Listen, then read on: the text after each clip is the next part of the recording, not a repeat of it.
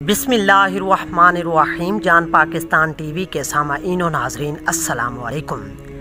مکہ کے دو کافر عمیر بن وہب اور صفوان بن امیہ جنگ بدر میں کفار کی شکست کے بعد بہت افسردہ خاطر رہا کرتے تھے۔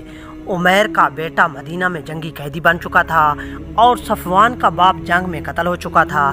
ایک روز حضور اکرم صلی اللہ علیہ وآلہ وسلم کو قتل کرنے کی خفیہ سازش کے لیے دونوں مکہ سے باہر ایک سنسان جگہ پر ملے۔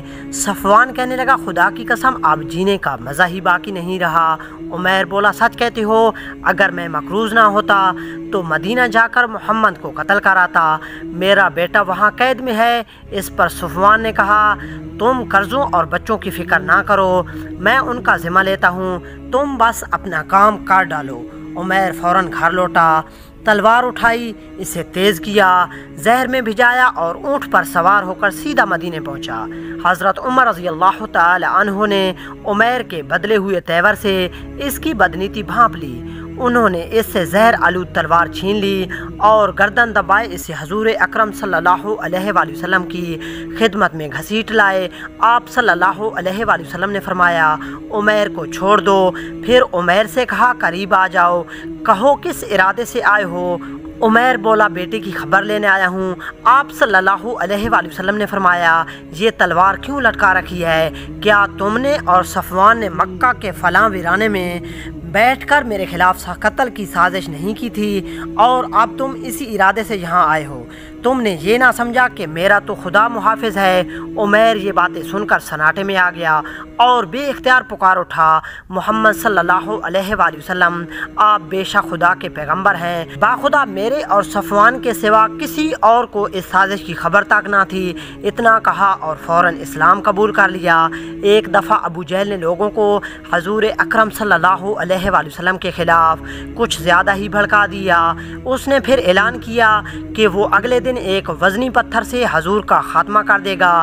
چنانچہ دوسری صبح ابو جہل سچ مچ ایک بہت بڑا پتھر اٹھا لایا اور خانہ کعبہ میں اس گھات میں بیٹھ گیا کہ جو ہی حضور سجدہ میں جائیں تو وہ پتھر مار کر آپ صلی اللہ علیہ وآلہ وسلم کا سر کچل ڈالے۔ جب آپ صلی اللہ علیہ وآلہ وسلم سجدہ میں گئے تو ابو جہل پتھر اٹھائے بڑی پھرتی سے آپ صلی اللہ علیہ وآلہ وسلم کی طرف لپکا۔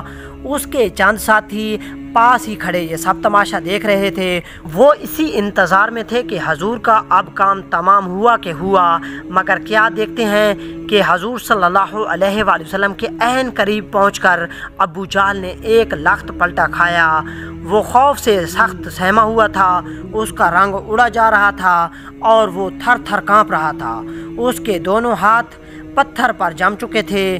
وہ دفعتاً پیچھے ہٹا اور پتھر کو پرے پھینک دیا۔ ابو جہل کے سب ساتھی اس کی غیر متوقع اور قدرے عجیب حرکت پر سخت حیران تھے۔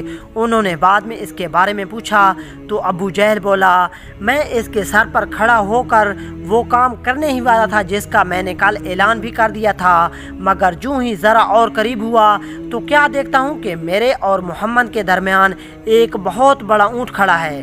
باخدا میں نے آج تک اتنا بڑا اونٹ نہیں دیکھا تھا، نہ کسی اونٹ کی ایسی گردن اور نہ ہی ایسے دانت دیکھے تھے۔ وہ اونٹ تو مجھے نگلنے ہی لگا تھا۔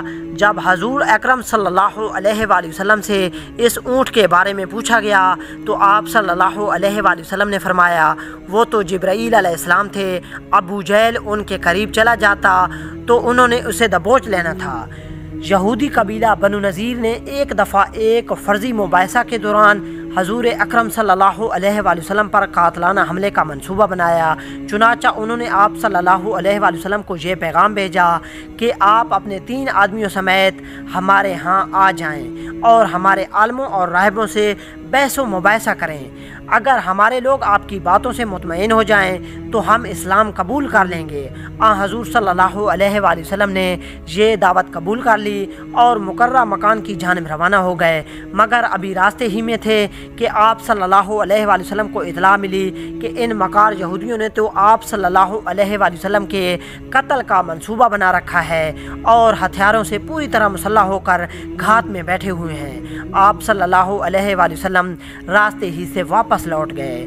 دوستوں امید کرتا ہوں کہ آپ کو ویڈیو اچھی لگی ہوگی. اگر اچھی لگی ہے تو پلیز اسے لائک اور شیئر کریں اور مزید اس طرح کی ویڈیوز کو دیکھنے کے لیے جان پاکستان ٹی وی کو دیکھتے رہیں. جلد ملتے ہیں نئی ویڈیو کے ساتھ. تب تک کے لیے اللہ حافظ.